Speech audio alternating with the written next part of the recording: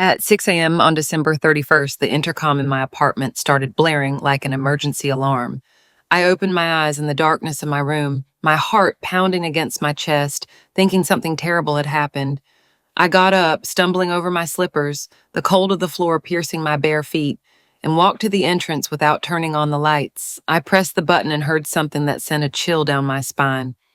There were 12 people, 12 relatives of Veronica's, my daughter-in-law, standing in front of the building door with enormous suitcases, grocery bags, children half asleep in their arms, and the faces of people expecting to be welcomed with open arms. The voice of Esther, Veronica's mother, came through the speaker with that false sweetness I knew all too well.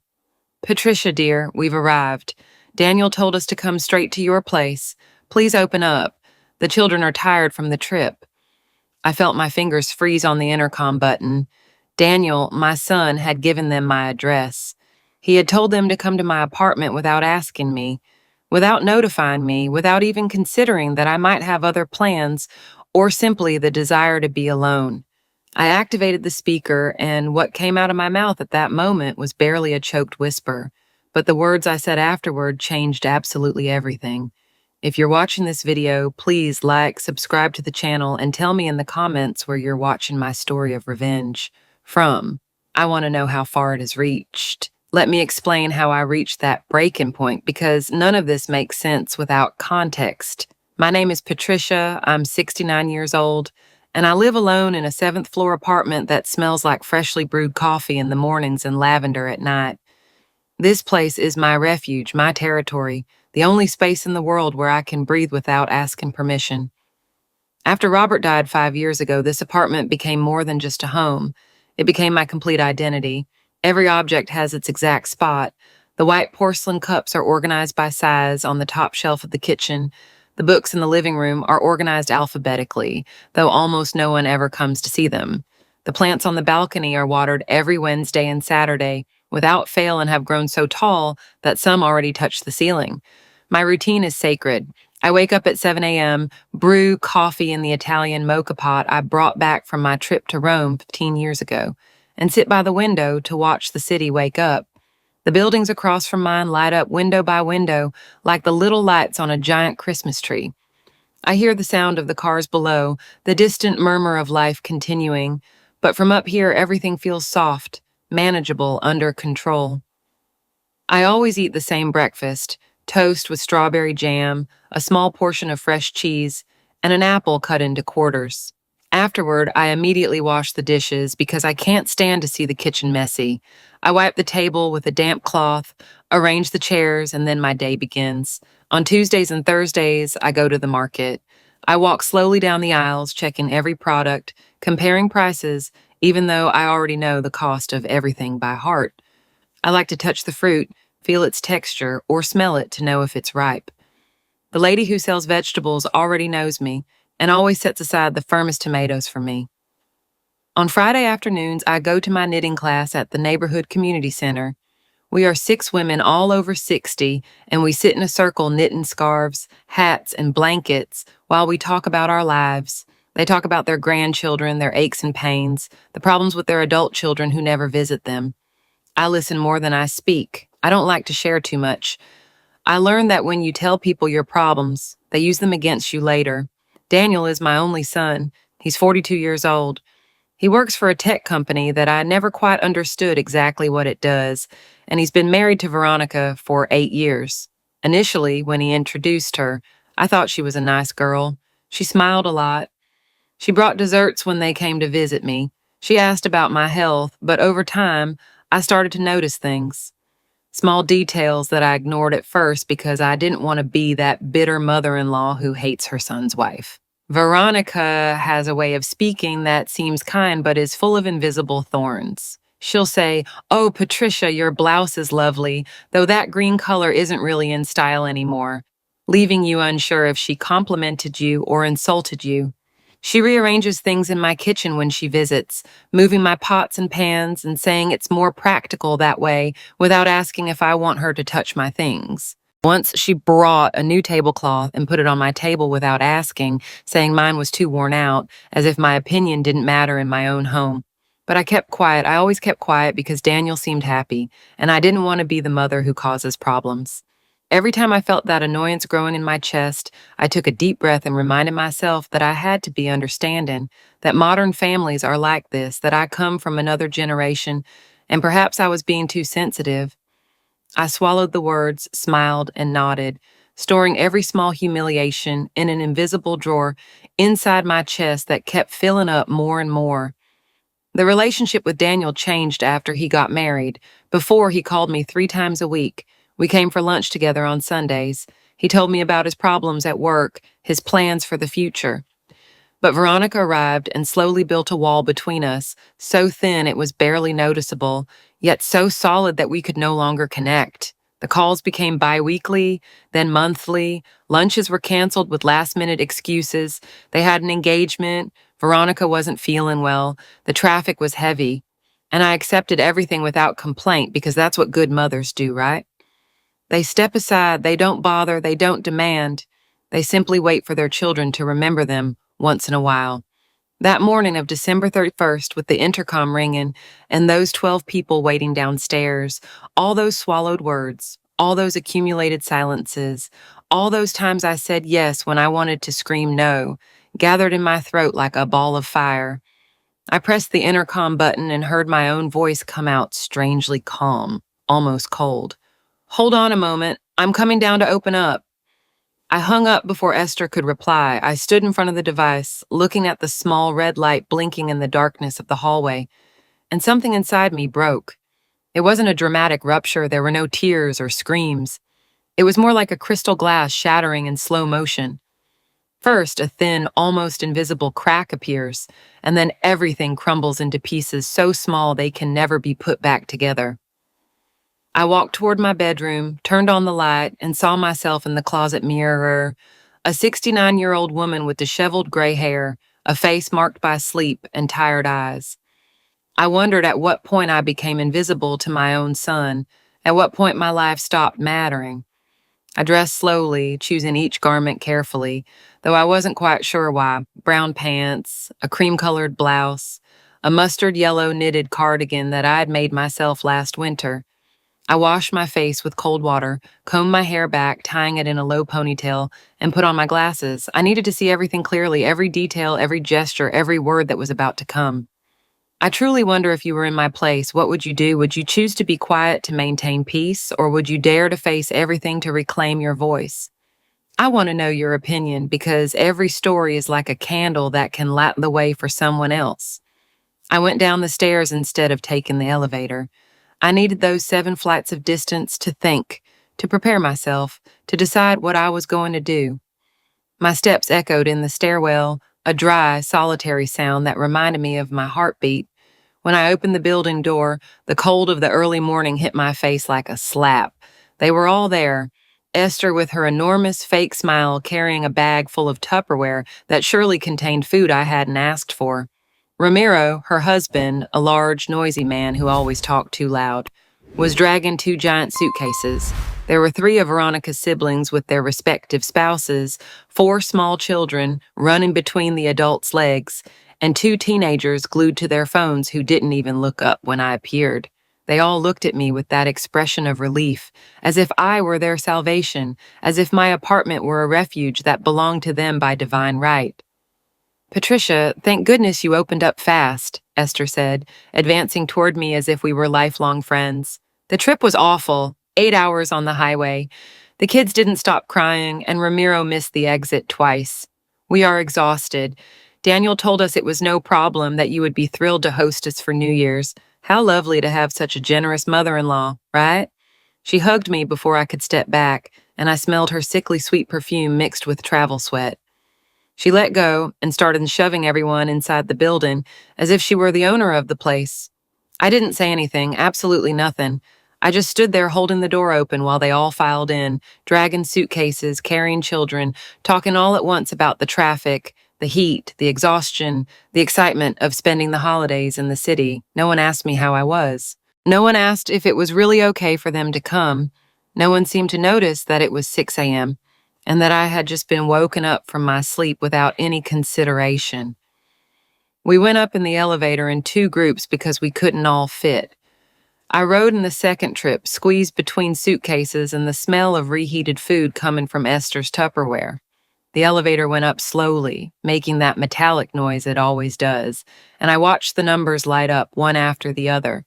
345, say, each floor was a second closer to the moment when I would have to open the door to my apartment and let in the chaos. When we arrived, the first group was already waiting outside. I took the keys out of my pocket and held them in my hand for a moment, feeling the weight of the cold metal. These keys opened my sacred space, my place of peace, my only refuge in the world. And I was about to hand it over to a group of strangers who didn't even consider me enough to give me notice they were coming. I put the key in the lock, turned it, and the door opened with a soft click. Everyone entered like a wave, invading every corner, filling the silence with voices and laughter and heavy footsteps. The children ran into the living room, shouting with excitement. Ramiro dropped the suitcases in the middle of the hallway with a dull thud. Esther went straight to the kitchen, opening the cupboards and the refrigerator as if it were her own house. And then boy, and sad, commenting loudly that we needed to go shopping because there wasn't enough food for everyone. I stood by the closed door watching as my quiet, orderly apartment was transformed into a bustling marketplace in a matter of minutes. One of the children knocked over one of my balcony plants, and the dirt scattered all over the hardwood floor. No one apologized. One of Veronica's sisters-in-law sat in my favorite armchair, the one by the window where I sit every morning to drink coffee, and put her dirty feet on my coffee table. The teenagers went into my bedroom without asking permission, looking for outlets to charge their phones. Esther started taking all her food out of the Tupperware and filling my refrigerator, moving my things to the back, throwing away my yogurt, which she claimed was expired, even though I had bought it 3 days ago. And then my phone rang. It was Daniel. Of course it was Daniel. I answered, and his voice sounded cheerful, carefree, as if everything was perfectly normal. Mom, they arrived. Sorry I didn't tell you sooner, but it was a last-minute thing. Veronica's family needed a place to stay for the holidays, and I figured you wouldn't mind. After all, you live alone and you have plenty of space. It's just a few days. Veronica and I will arrive tomorrow night for the New Year's dinner. Have you prepared everything? Remember, there are like 20 people counting everyone. Buy enough food, and Mom, please be nice to my wife's family. You know how Veronica is. She gets offended easily. I closed my eyes. I pressed the phone against my ear until it hurt. I felt all the words I had swallowed for years begin to rise in my throat, hot and sharp like knives. But I didn't let them out, not yet. Instead, I took a deep breath and said with the softest voice I could manage, I understand, son. Don't worry. I'll take care of everything. I hung up before he could answer. I stood there in the middle of the hallway, surrounded by strangers who had invaded my house, listening to the noise of the children screaming, of Esther reorganizing my kitchen, of Ramiro turning on my television at full volume. And it was at that precise moment that I knew exactly what I was going to do. I didn't explode. I didn't scream. I didn't ask them to leave. That's what anyone would have expected, right? That a 69-year-old woman would lose her temper in the face of such an invasion and throw everyone out into the street. But I learned a long time ago that silent rage is much more powerful than shouting. People expect a scene, they prepare for a fight, but no one knows what to do with icy calm. So I smiled. I walked over to Esther in the kitchen and said in a sweet voice, It's great that you brought food. Make yourself at home. This is your house. She looked at me, surprised, perhaps expecting some objection, but she only found my perfectly calm smile. I patted her on the shoulder and left the kitchen, leaving her confused. I walked to the living room where Ramiro had turned on the television to a sports channel with the volume so high it made the glasses on the shelf vibrate. I sat down on the couch next to his, crossed my legs, and asked with genuine interest, What are they broadcasting? He looked at me sideways, surprised that I didn't ask him to lower the volume, and began to explain something about a football championship that, frankly, I didn't care about at all. I nodded, asked questions. I acted like the perfect host. The children continued running around the apartment. One of them climbed onto my sofa with muddy shoes. His mother, one of Veronica's sisters named Sandra, didn't even scold him. I got up, brought a damp cloth, and cleaned the sofa while saying to the child, Don't worry, sweetie, accidents happen. Sandra looked at me with relief, clearly expecting me to make a scene. I spent that entire day being the perfect grandmother, the ideal mother-in-law, the generous host that everyone expected me to be. I made coffee for everyone. I took clean sheets from my closet and helped set up makeshift beds in the living room and the study. I even lent my own bedroom to Esther and Ramiro because they needed privacy and comfort at their age, as Esther put it, without any irony. I would sleep on the couch in the living room, in my own house, on the couch, but I nodded with a smile and said it was no problem at all, that they had a long trip and deserved to rest well. Esther's face when I said that was one of absolute satisfaction, as if she had won a battle that I didn't even know we were fighting. During lunch, which of course I had to cook because the food they brought wasn't enough for everyone, I heard Veronica's sisters talking about me as if I weren't present. They were sitting at my table, eating my food, using my dishes, and one of them, Diana, said, "Veronica is so lucky to have such a calm mother-in-law. Mine is unbearable, always getting into everything." The other one, Summer, replied through laughter, "Sure, this old lady lives alone. She has nothing better to do than take care of us. She must be happy to have company. Old lady." That's what she called me, as if I were a useful old piece of furniture that was there for their convenience. I continued serving the food, smiling, nodding, without saying a word. In the afternoon, while everyone was napping, scattered throughout my apartment as if it were a free hostel, I went out onto the balcony to breathe. The plants I had cared for years were crushed by the suitcases someone had carelessly piled up. The dirt was still scattered on the floor. No one had cleaned up the mess. I bent down, picked up the pieces of the broken pot, and held them in my hands. That plant was the fern Robert had given me for our 20th anniversary. It had survived a move, 2 terrible winters, and 5 years without him. And now it was destroyed because a careless child hadn't been taught to respect other people's things. I felt something harden inside my chest, like cement drying and turning into solid, immovable stone. Tell me whether you have parents, grandparents, or older family members who deserve more respect than they currently receive from their families. Alternatively, tell me if you yourself are going through a situation in which you're not appreciated as much as you truly deserve. That night, after preparing dinner for everyone, after washing the dishes while the others watched television, after tucking the children into makeshift mattresses on the floor of my study, I sat on the living room sofa where I was supposed to sleep. It was 11 p.m. The apartment was finally silent, although I could hear Ramiro's snoring coming from my bedroom where another person was sleeping in my bed, under my sheets, surrounded by my things. I took out my phone and looked at the screen.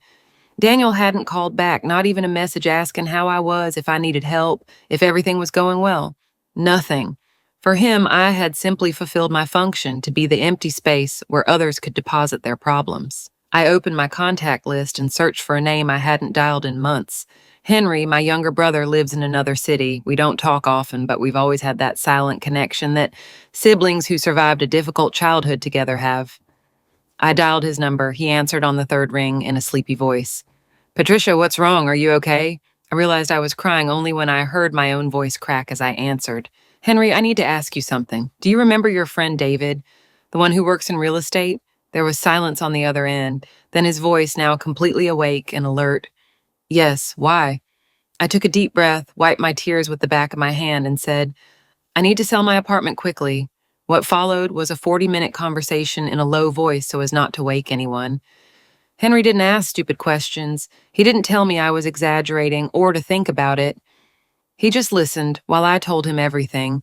The invasion, Daniel's words, years of being ignored and minimized, the broken plant, the muddy sofa, my own bed occupied by strangers. When I finished, he sighed and said, "You deserve better than this, sister. Give me until tomorrow. David is good. He'll help you." We hung up, and I sat there in the darkness, feeling my decision take solid shape inside me. It wasn't revenge.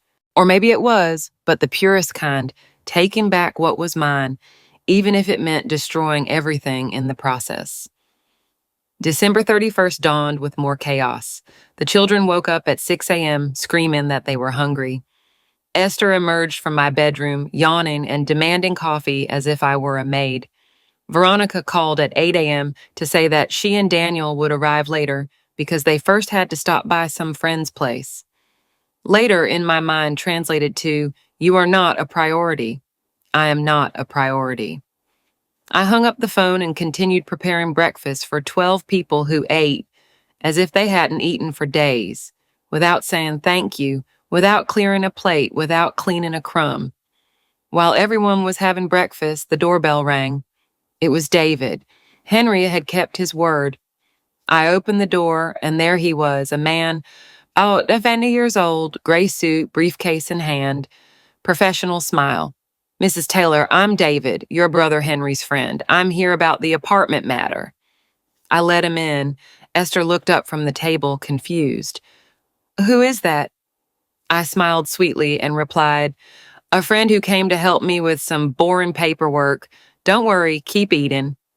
David and I locked ourselves in the balcony. I showed him every corner of the apartment from the outside. I explained the situation. He took notes, nodded, evaluated. After 20 minutes, he looked at me seriously and said, "I can get you a buyer in a week. I have several clients looking in this area, but it has to be fast, and the price will be a little lower than what you could get with more time." I looked him in the eye and said, without hesitation, "I accept." We spent the entire day finalizing details while Veronica's family turned my apartment into a battlefield. Clothes were strewn everywhere, dirty dishes were piled up in the kitchen, stains were on the beige carpet that would never completely come out. Summer went into my bathroom and used my cosmetics without asking permission, leaving everything a mess. One of the children found my memory box in the closet and scattered old photographs across the living room floor. Photos of Robert, of Daniel when he was little, of my wedding, all trampled by dirty shoes. I picked up each photograph carefully, cleaned them, and put them away again. No one apologized. No one even seemed to notice that something valuable had been mistreated. At 7 p.m., Daniel and Veronica finally arrived. She entered, radiant in a coral-colored dress that probably cost over $500. Her hair was perfectly styled, her makeup impeccable. Daniel followed behind, carrying 2 bottles of wine and a gift bag. They greeted me with quick kisses on the cheek, and then went straight to hug Veronica's family, laughing, joking, acting as if this were the most natural place in the world to be. Veronica looked around, assessing every detail, and said out loud, "Patricia, the house is a mess. Couldn't you have kept it tidier?" That's when the final click happened inside me. I stood looking at Veronica in her coral dress and her perfect smile, awaiting my response. Everyone's eyes in the room turned to me. Esther stopped talking. Ramiro lowered the volume on the TV. Even the children were still for a second. It was the perfect moment to explode, to say everything I had kept silent, to defend my territory and my dignity. But I had learned something very important in my 69 years. People like Veronica thrive on direct conflict. They expect to fight because they know how to win it. They are practiced at turning themselves into victims, at flipping the situation, at making you the bad guy in the story. So, instead of taking the bait, I smiled and said in a soft voice, "You're right, Veronica. With so many people, it's hard to keep things tidy. But don't worry, I've found the perfect solution so this won't happen again." She blinked, confused.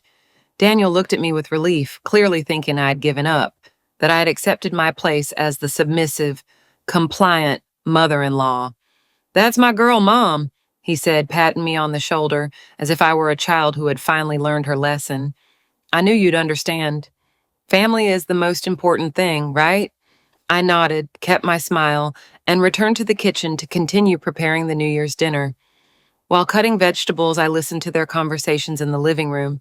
Veronica talking about her job, boasting about a recent promotion, Daniel laughing with his in-laws, talking about a trip they planned to take to Europe in the spring.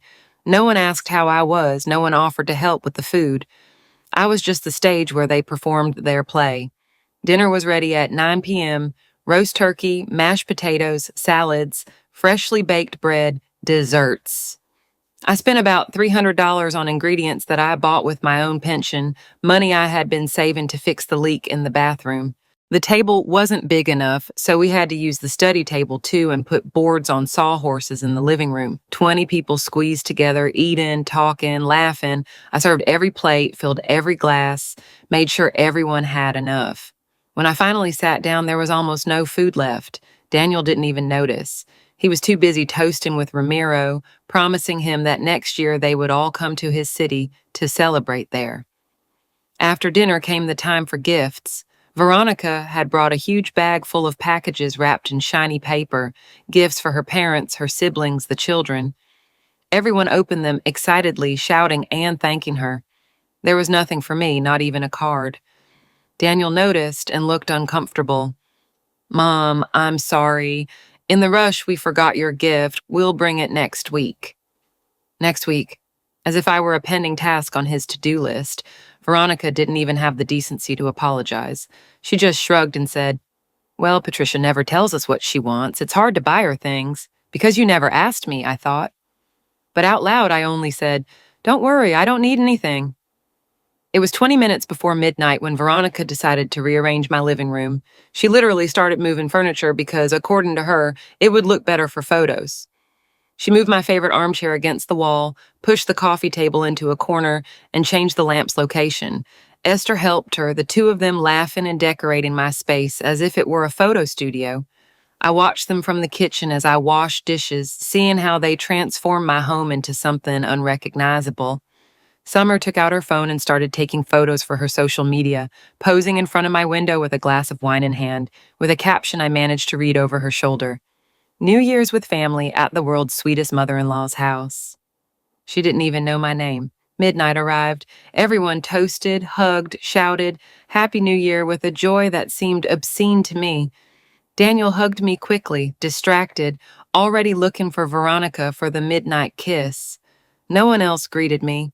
I stood by the window, watching the fireworks light up the sky, thinking about all the New Years I'd spent in this apartment. The first ones with Robert, when we were still young and had dreams. The years with Daniel as a child, when he ran around the living room with party hats and noisemakers.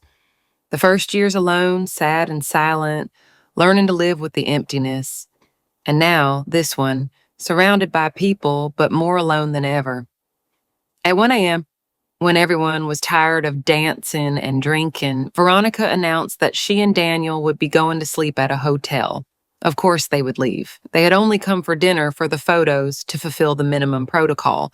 They wouldn't stay to help clean up the mess or deal with the relatives they had brought. Daniel kissed me on the forehead and said, "Thanks for everything, Mama. I knew I could count on you." And they left, leaving me with 12 people who started preparing to sleep, claiming spaces, asking for clean sheets, complaining about the heat, the cold, the discomfort. Esther grabbed my arm as I tried to go to the bathroom and said with that sweet but firm voice I already knew, "Patricia, tomorrow we need you to take us to the mall. The children want to see the city and we want to buy some things. What time can you take us?"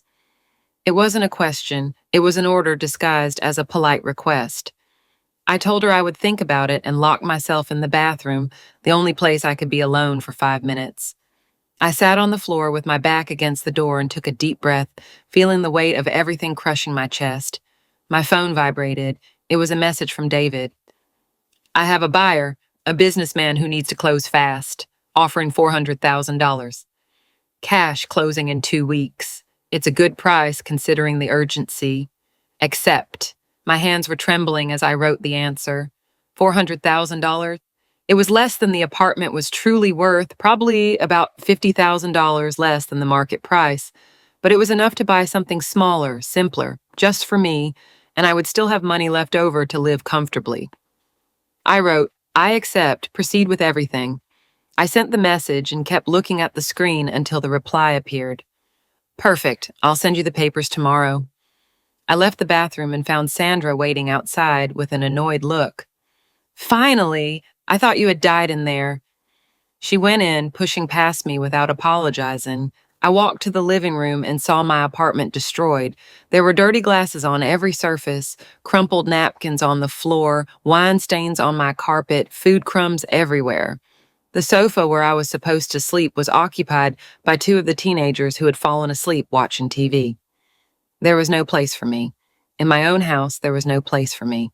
I grabbed a blanket from the closet and went to the balcony. It was cold, but I didn't care. I wrapped myself in the blanket and sat on the plastic chair I used for reading in the afternoons. From there, I could see the city still awake, the lights of other buildings, hear the distant echo of music and celebrations. I thought about Robert. What would he say if he could see me now? He would probably be angry. He would tell me to kick everyone out, to defend my space, not to let them trample me. But Robert was always braver than I was. I had spent my whole life being compliant, seeking approval, swallowing words and needs so as not to bother anyone. Until now.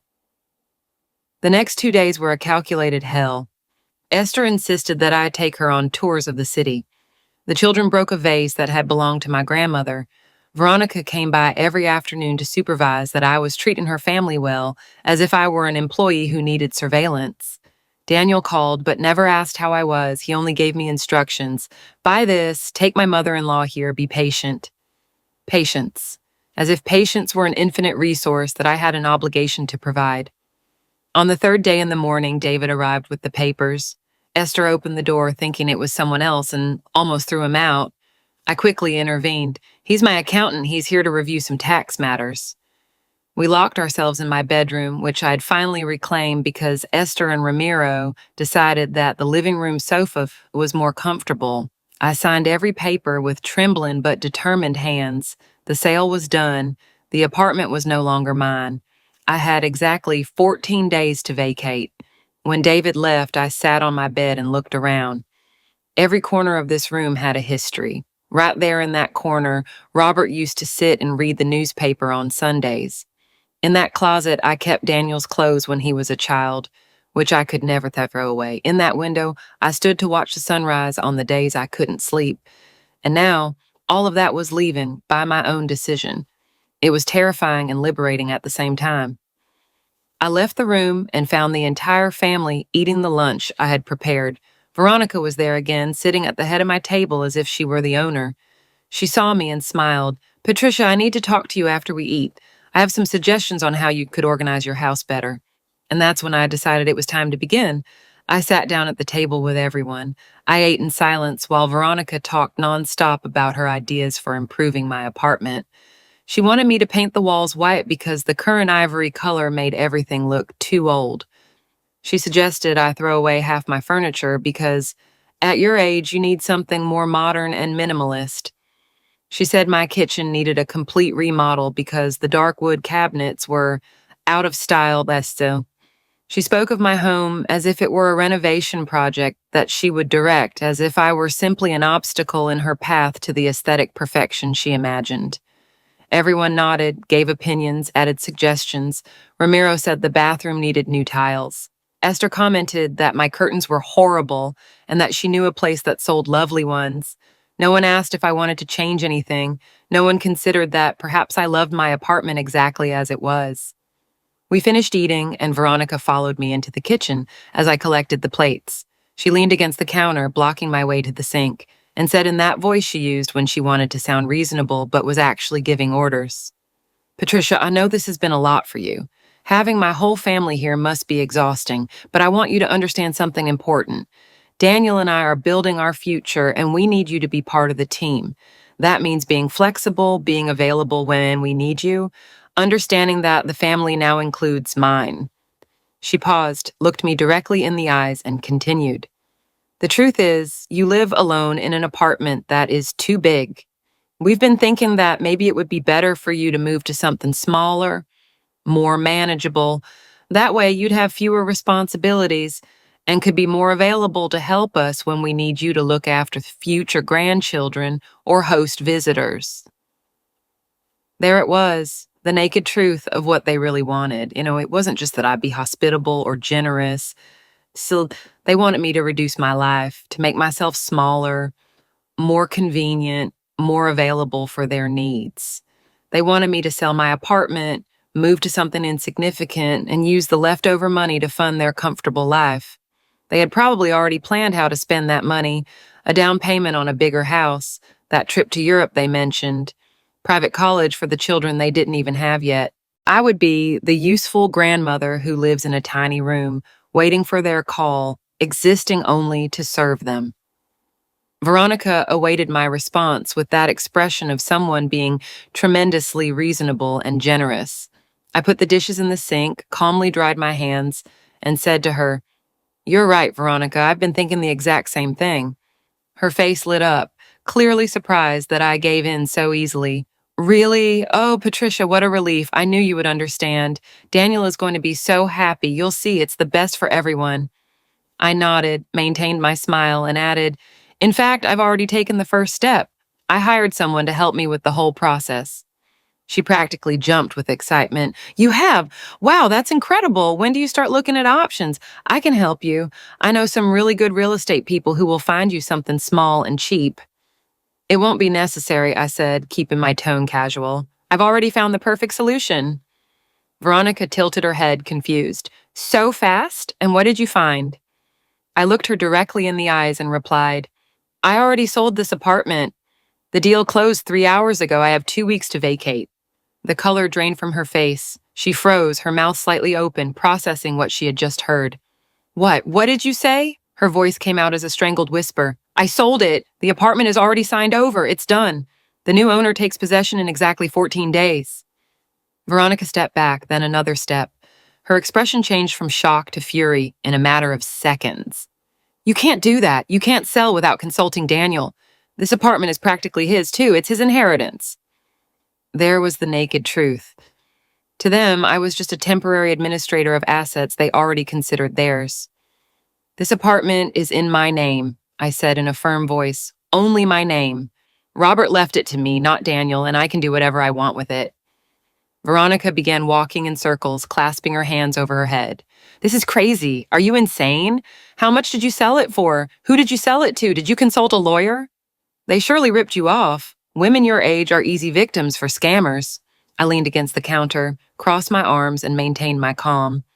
I sold it for $400,000. The buyer is a serious businessman.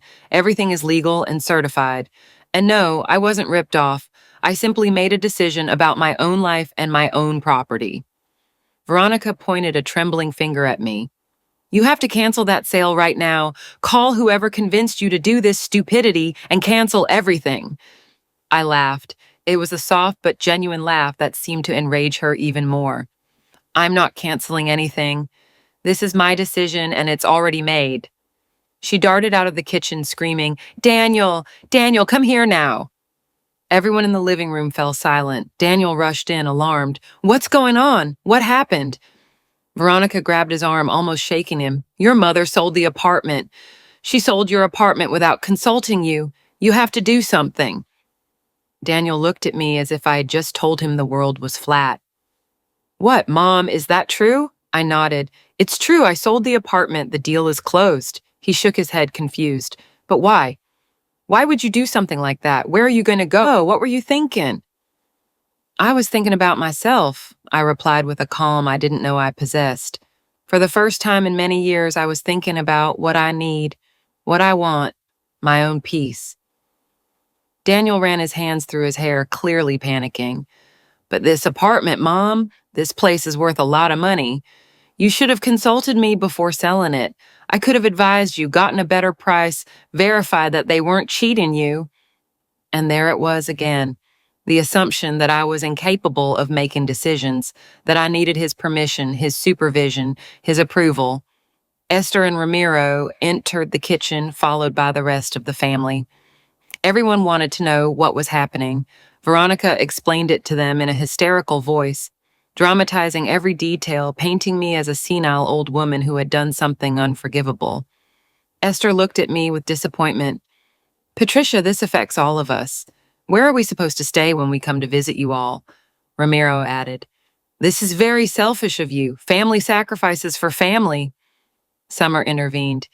And did you think about the children? They were already used to coming here. I looked at all of them standing in my kitchen, circled around me, as if I were the one who had done something terrible, as if taking control of my own life were an unpardonable crime. I didn't consult you, I said, raising my voice so everyone could hear me clearly, because it wasn't your decision. This is my apartment, my life, and I'm tired of existing only for the convenience of others. Daniel took a step toward me, his face red with fury. Convenience? Is that what you call family, Mom? You're behaving like a spoiled child. This is ridiculous. Tomorrow we're going to a lawyer and we're canceling that sale. I stood firm. I'm not canceling anything, Daniel. It's already decided. He slammed his hand on the counter, making the dishes jump. Then don't count on me for anything. If you want to destroy your life, go ahead, but don't expect me to be there to pick up the pieces when you realize the mistake you made. The silence that followed was dense and heavy. Veronica's eyes were filled with tears of rage. Esther looked at me as if I were a stranger. The others just seemed uncomfortable, waiting to see what would happen next. And I, standing in the middle of my kitchen, felt something strange and wonderful. I felt peace as Daniel stormed out of the kitchen, dragging Veronica with him. I heard the apartment door close with a bang that shook the walls. They were gone. My son had left without looking back, without trying to understand, without even asking me why I had made that decision. The others stood there looking at me as if I had just confessed a horrible crime. Esther broke the silence with a trembling voice. I can't believe what you just did. You destroyed your own son. Do you know the stress you just caused him? Veronica is sensitive. This will affect her terribly. I felt a bitter laugh rising in my throat. Veronica is sensitive. The woman who had invaded my house, rearranged my things, criticized every aspect of my life, and planned my future without consulting me was the sensitive one. I think it's time for everyone to start looking for somewhere else to stay, I said in a clear, firm voice. As you heard, this apartment is no longer mine. The new owner takes possession in 2 weeks, and I need to start packing my things. Ramiro crossed his arms, his face a dark red. You're kicking us out after we came all this way, trusting in your hospitality. I held his gaze without blinking. No one invited you. You arrived unannounced, assuming that I had no life of my own, that my space was yours by right, and I made the mistake of allowing it. But that mistake ends now. Esther put a hand to her chest as if she were having a heart attack. This is incredible. You are a cruel woman, Patricia, cruel and selfish. Now I understand why Daniel had to seek true love in our family. You never knew how to give him what he needed. Her words were designed to hurt me, to make me doubt, to break my resolve. And perhaps a week ago, they would have seceded, but something had changed inside me. I no longer cared what they thought. I no longer needed their approval or their fake affection. You have until noon tomorrow to find another place, I said, walking toward the living room. You can stay tonight, but tomorrow I need you to leave. Sandra, who had been quiet all this time, finally spoke. We don't have money for a hotel. We spent everything on the trip, thinking we would stay here. What are we supposed to do? I turned around and looked at her. I saw a woman about 35 years old, perfectly capable of solving her own problems, but who had learned that it was easier to make others solve them for her. That is not my problem, I said simply. You made the decision to come without confirming. Now you have to make the decision of what to do next. The rest of the day was tense and silent. Veronica's family gathered in the living room to make calls, search for cheap hotels, complaining in low voices about how terrible I was. The children, sensing the tension, became restless and tearful. No one ate the dinner I had prepared. No one spoke to me. They treated me as if I were invisible, as if I no longer existed for them. And for the first time in days, I felt relieved. That night, I slept in my own bed, in my own room. I locked the door and lay down, looking at the ceiling, listening to the angry murmurs coming from the living room. I felt no guilt, no regret, only a deep weariness and a strange sense of freedom. The next morning, I woke up early and found the living room empty. Everyone had left during the night without saying goodbye, leaving behind a monumental mess. There was trash everywhere, dirty dishes piled up in the sink and on the table, stains on the sofa, marks on the walls. My fern plant was still dead on the balcony. No one had bothered to clean up the spilled dirt. I found a note from Esther on the dining room table, written in large, angry handwriting. I hope you are happy with your decision. We will tell everyone what kind of person you really are. May God forgive you for what you did to your family. I crumpled the note and threw it in the trash. I put on my most comfortable clothes and spent the entire day cleaning. I scrubbed, swept, mopped, washed every surface until my hands hurt. I wanted to erase every trace of that invasion, every footprint of those horrible days. While I worked, my phone rang constantly. Daniel called over and over. I rejected every call. Finally, he left a voicemail. His tone had changed from fury to something that pretended to be conciliatory, but actually sounded manipulative. Mom, I know you're upset. We all are, but this got out of hand. I talked to Veronica and we're willing to forget everything if you cancel the sale of the apartment. We can start over. I'll help you set boundaries with her family, but you have to cancel that sale. Please think about me, your only son. I deleted the message without responding. There was no turning back. And even though he still didn't understand it, this wasn't about punishing him. It was about saving myself. I spent the next few days alone packing my things. David had helped me find a small one-bedroom apartment in a quiet neighborhood on the other side of the city. It cost half of what it would cost to buy something similar, but it was perfect for me. It had a small balcony where 6 pots could fit, a compact but functional kitchen, and large windows that let in plenty of light. I signed the rental agreement using part of the money from the sale. As I packed, I realized how many things I had accumulated over a lifetime. Boxes full of clothes I didn't wear, books I wouldn't read again, decorative objects that only gathered dust. I separated everything into 3 categories: what I would take, what I would donate, and what I would throw away. It was liberating to get rid of so much weight. Each box I filled for donation felt like releasing a piece of the past that I no longer needed to carry. I kept only the essentials: my favorite clothes, my dearest books, the photographs of Robert and Daniel when he was little, the dinnerware that had belonged to my mother, the plants that survived the invasion. Daniel showed up a week later. He rang the doorbell insistently until I opened it. He looked bad, with deep dark circles under his eyes and wrinkled clothes. He walked in without being invited and looked at the boxes piled everywhere, the empty walls where paintings once hung, the bare spaces where the furniture used to be. "Mom, this is real," he said, his voice trembling. "You're really doing this." I leaned against the wall and looked at him. This 42-year-old man who still expected me to solve his problems, to make his life easier, to sacrifice my peace for his comfort. "Yes, Daniel, it's real." He slumped into one of the few remaining chairs. He covered his face with his hands. "I don't understand why, Mom. What did we do that was so terrible for you to punish us like this?" And there was the problem. He saw it as a punishment, as something I was doing against him. He couldn't conceive that this wasn't about him at all. "It's not a punishment," I said, sitting down across from him. "It's a decision. I decided to take back my life, my space, my right to exist for something more than serving others." "But I'm your son," he said, looking up, his eyes red. "Family is supposed to take care of each other." I felt something softening in my chest. He was my son. After all, I had raised him, loved him, given everything for him for years, but that love could not continue to be at the expense of my own destruction. Family does take care of each other, Daniel, but caring doesn't mean disappearing. Caring doesn't mean having no boundaries, and caring definitely doesn't mean allowing yourself to be treated as if you don't matter. He shook his head. "We never treated you as if you didn't matter. That's an exaggeration." I looked at him steadily. "Daniel, 12 people arrived at my house unannounced at 6 a.m. They occupied every space, broke my things, kicked me out of my own bed, and you asked me to be nice to them. You never asked how I was. You never considered that maybe I had other plans. You treated me like an available resource, not a person."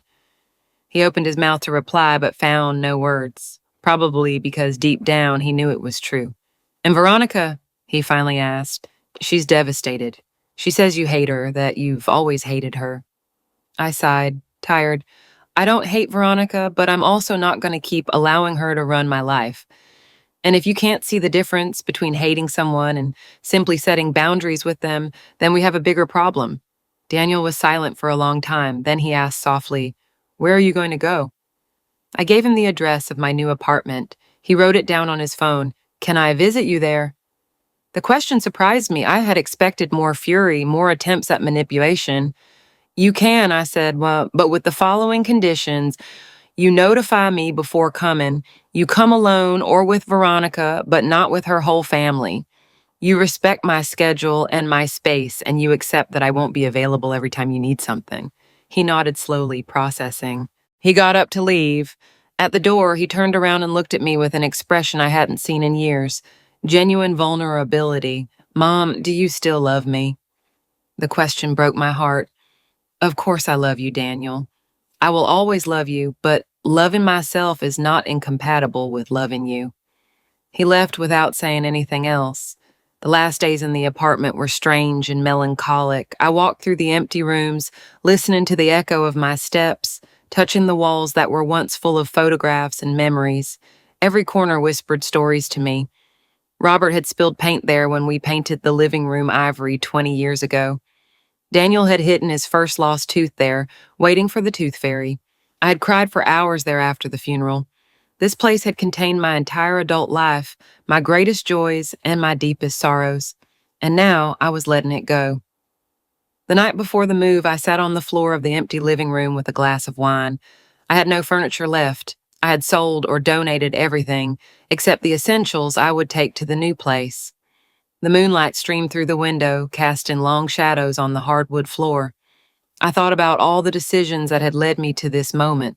Every time I had said yes when I wanted to say no, every time I had swallowed my discomfort to keep the peace, every small surrender that had eventually led me to lose myself completely.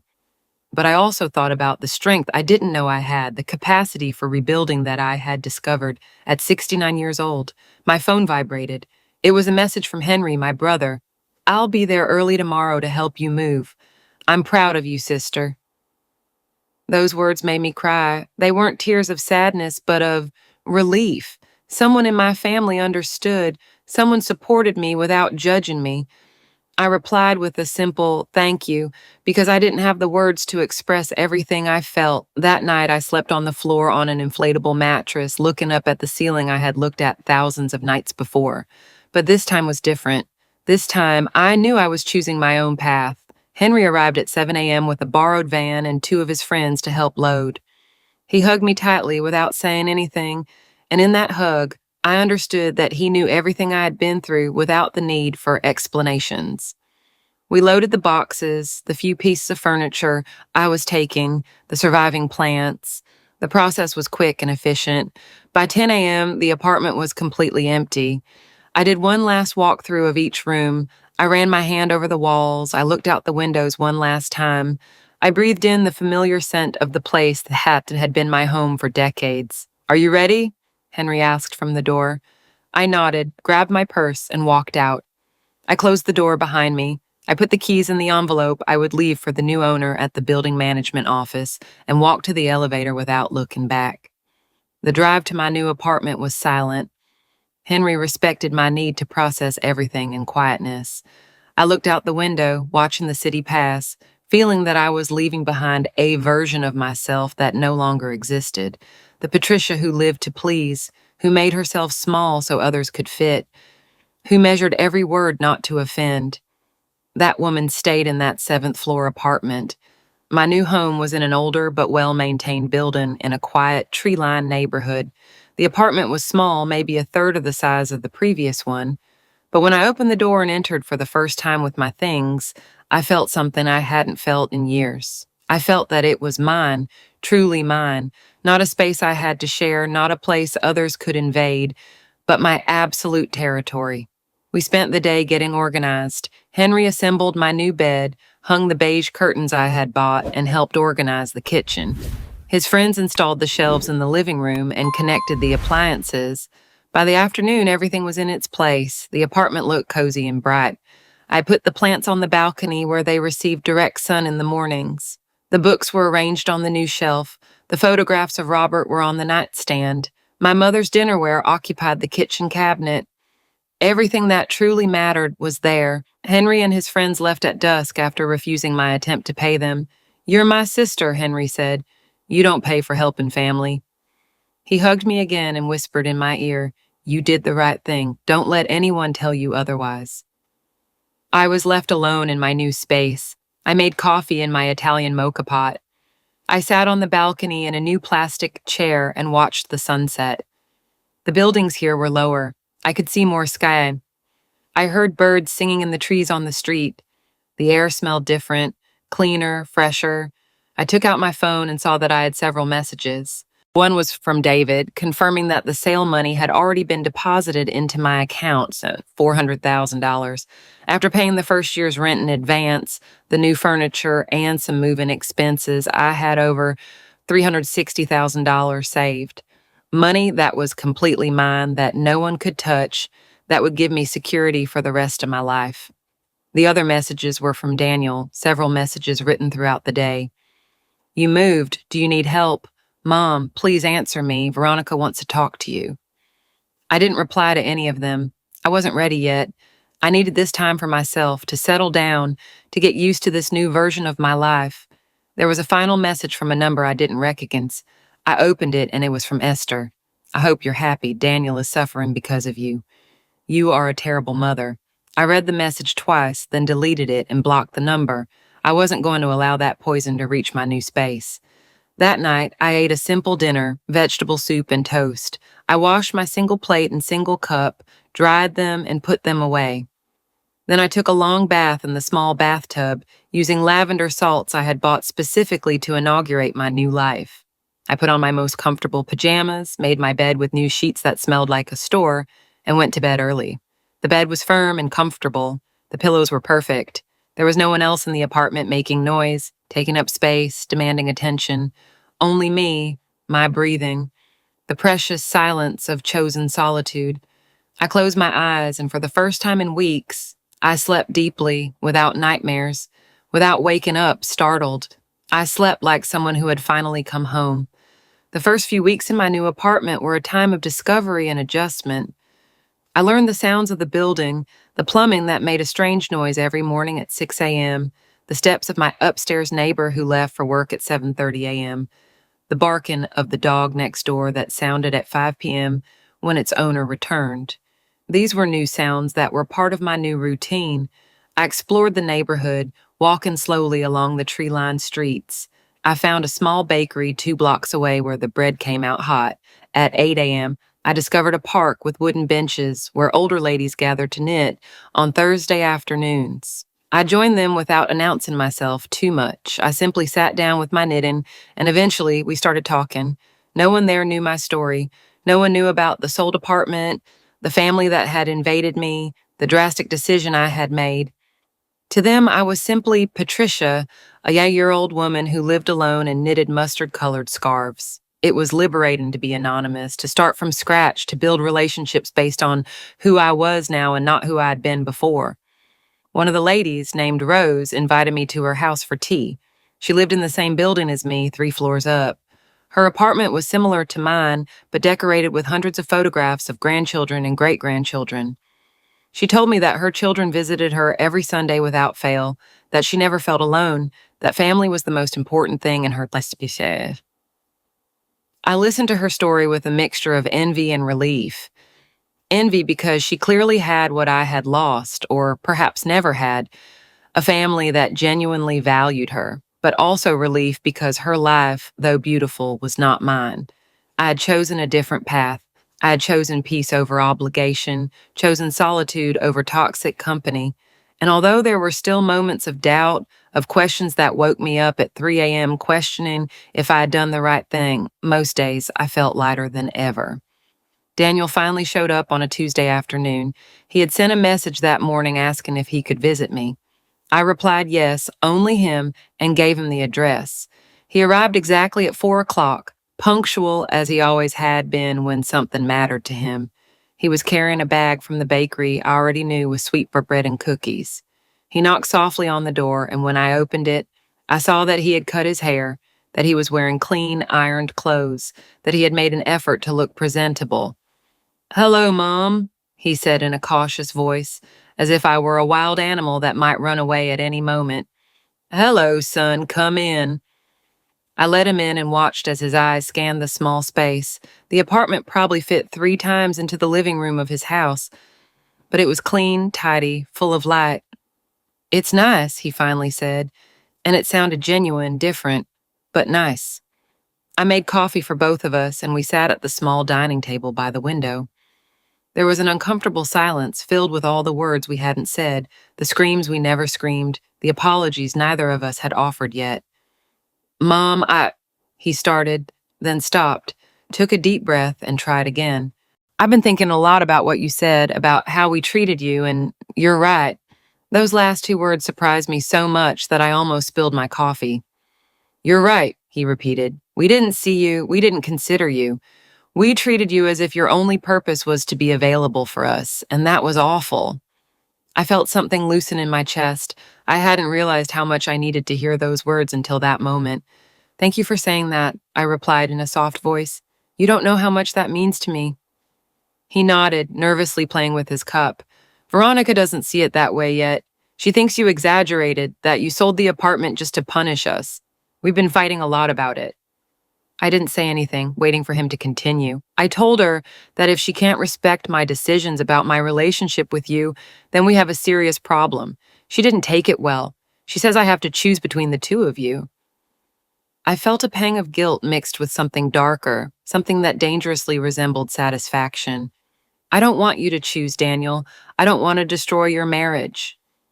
And it was true. No matter how much damage Veronica had caused me, I didn't want to be the reason my son lost his family. You're not destroying it, Mom, he said. She is, with her inability to see that she was wrong. We've been sleeping in separate rooms for weeks. She doesn't talk to me unless it's necessary. And honestly, Mom, for the first time in a long time, I'm seeing things I ignored before, the way she manipulates me, how she always has to be in control, how any boundary I try to set turns into a war. Hearing my son describe his marriage that way broke my heart, but it also made me realize something important. My decision, though drastic, had put a mirror in front of everyone. It had forced them to see the toxic dynamics we had normalized. What are you going to do? I asked. He shrugged. I don't know. Maybe couples therapy if she accepts. Maybe separate for a while. I don't know. But what I do know is that I want to fix my relationship with you, and I want to do it right this time. We spent the next 2 hours talking, truly talking, something we hadn't done in years. I told him about my new routine, about Rose and the ladies at the park, about the bakery and the neighbor's dog. He told me about his work, about projects that excited him, about dreams he had buried because Veronica considered them impractical. We talked about Robert, recalling stories we had both forgotten. We laughed together for the first time in a long time. When he left, it was already night. He hugged me for a long time at the door and whispered, I love you, Mom, and I'm sorry. Sorry for everything. After he left, I sat on the balcony under the stars. The night air was fresh and clean. My plants looked healthy in their new pots. The city sounded distant but present, and I felt complete, not happy in the traditional sense because there was still pain and loss and unanswered questions, but complete, whole mine. The days turned into weeks. Daniel visited me every Tuesday alone, respecting my space and my time. He told me about his life, and I told him about mine. We were learning to relate as adults, not as a mother and son, where one must always give and the other can always take. It was different. It was better. Veronica hadn't tried to contact me. According to Daniel, she was still angry, still feeling like the victim of a terrible injustice. I had stopped worrying about changing her perspective. One afternoon, while watering my plants on the balcony, I received a call from an unknown number. I answered with caution. It was Esther. Her voice sounded different, softer, less aggressive. Patricia, it's me. Don't hang up, please. I remained silent, waiting. I just wanted to tell you that maybe I didn't understand the situation well. Veronica told me her side of things, and I believed her without questioning it. But I've been talking to Daniel, and he told me things I didn't know. About how we arrived at your house, about what happened. I still didn't say anything. I'm not asking you to forgive me, she had continued. I just wanted you to know that I understand now why you did what you did, and that I regret being part of the problem. They were simple but sincere words. Thank you for calling, Esther, I finally said. That means something to me. We hung up shortly after. I don't know if I'll talk to her again. I don't know if our relationship can be repaired, but the gesture mattered. 6 months have passed since that early morning on December 31st, when 12 people rang my intercom, expecting me to simply open the door and disappear for their convenience. 6 months since I made the most terrifying and liberating decision of my life. Now, sitting on my small balcony watching the sunrise paint the sky orange and pink, I can say with certainty that I don't regret it. Some mornings I still wake up thinking about the old apartment, the memories I left there, the life I built over decades that I sold in a matter of days. But those thoughts no longer come with pain. They come with a soft melancholy, like recalling a beautiful dream that has ended. My relationship with Daniel has completely changed. I am no longer the mother who exists to solve his problems or make his life easier. We are two respectful adults who seek each other out because they want to be together, not because one needs something from the other. He visits me every week. Sometimes he brings food we buy together at the market. Sometimes we simply sit and drink coffee and talk about nothing important. He tells me about his work without expecting me to understand all the technical details. I tell him about my knitting class in the park, about Rose and the other ladies, about the book I'm reading. They are simple but real conversations. Veronica and he finally went to couples therapy. According to Daniel, it has been difficult but necessary. She is learning to let go of control. He is learning to set boundaries. I don't know if their marriage will survive. Honestly, some damage is too deep to be fully repaired. But that is not my battle. I did my part, I saved myself. Now he has to decide whether he saves what is his or lets go of what no longer serves. Veronica has not contacted me directly. Through Daniel, I learned that she eventually admitted she had crossed the line, although she still believes my reaction was exaggerated. I don't expect a complete apology from her. Some people can never fully admit when they are wrong because their ego is too fragile. So Veronica's family disappeared from my life as quickly as they had appeared. Esther called that one time and then nothing else. I don't know what happened to them, where they are, if they are still speaking badly of me at their family gatherings. And I discovered something wonderful. I don't care. For years I worried so much about what others thought, about keeping the peace, about being liked and accepted. Now I understand that the peace I achieved by sacrificing my dignity was never real peace. It was just silence bought with pieces of my soul. My life now is small but completely mine. I wake up when I want. I eat what I want for breakfast. I spend my days doing exactly what I please without asking anyone for permission. I read books until 3 a.m. if I feel like it. I leave the dirty dishes in the sink all night if I'm tired. I rearrange the furniture every 2 weeks because I can, and I eat ice cream directly from the container while watching old movies. These are small liberties that may seem insignificant to others, but to me they are revolutionary. The knitting group in the park became my new chosen family. They are 6 women between 60 and 75 years old, all with their own stories of loss and survival. One of them, named Martha, also sold her house after her adult children had tried to force her to move into a nursing home. Another, Carla, stopped speaking to her eldest daughter after years of emotional abuse. Not all the stories are dramatic, but we all share something fundamental. We learn that it's okay to choose yourself, even when the world tells you that you are selfish for doing so. With the money I had left from the apartment sale, in addition to paying my rent in advance, I opened a savings account that I won't touch unless absolutely necessary. The rest I invested conservatively with the help of a financial advisor Henry recommended. I have enough to live comfortably for the rest of my life without depending on anyone. That financial independence gives me a security I had never felt before. I know that if something happens, if I get sick, if I need help, I have the resources to handle it without having to beg for favors or endure humiliations. A month ago, I adopted a cat. He is an old animal, 11 years old, gray with white patches, that no one wanted from the shelter because everyone looks for baby kittens. His name is Robert, ironically the same name as my late husband, although when I chose him, I wasn't thinking of that. He is a calm cat who spends most of the day sleeping on the armchair by the window. At night, he climbs into my bed and purrs against my leg. He is a simple but comforting companion. He demands nothing except food and water. He doesn't judge, doesn't criticize, doesn't invade. He is the perfect companion for this stage of my life. Sometimes I wonder what would have happened if I hadn't made that decision. If I had continued to be the compliant Patricia, the perfect mother-in-law, the sacrificial mother, I would probably still be in that large apartment, waiting for Daniel's calls, enduring the invasive visits from Veronica's family, swallowing my discomfort day after day until there was nothing left of me. I would have died eventually, maybe in a few years, maybe in a decade, without ever having truly lived a single day for myself. That alternative version of my future terrifies me more than anything. I understand now that what I did was not revenge. It was survival. I didn't sell the apartment to punish Daniel or Veronica. I sold it to save myself from disappearing completely. And although the price was high, although I lost things I cannot recover, although there are relationships that will never be what they were, I gained something infinitely more valuable. I won myself back. This morning, as I prepared my coffee in the Italian mocha pot that survived the move, I thought about that first phrase I said to myself 6 months ago. The day I discovered that my son had given away my home without asking permission, I understood that I had lost something more than my privacy. I had lost my place in the world.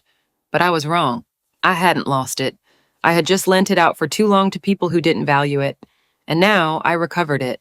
My place in the world is not an apartment.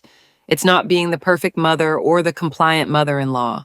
My place in the world is exactly where I am now, in a small space that smells like coffee and lavender, surrounded by plants that I care for, with an old cat purring on the armchair, living a life that I consciously chose to build.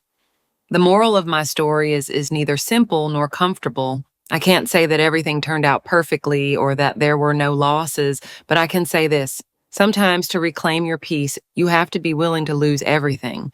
And when you finally do, when you truly stand firm in your truth and say no more, you discover that the only thing you truly lose is the weight that was never yours to carry. The rest, everything that truly matters, comes with you. And that after 69 years of existing for others is more than enough. I know now that home is not where you live, but where you are heard. And for the first time in a long time, I'm listening to myself.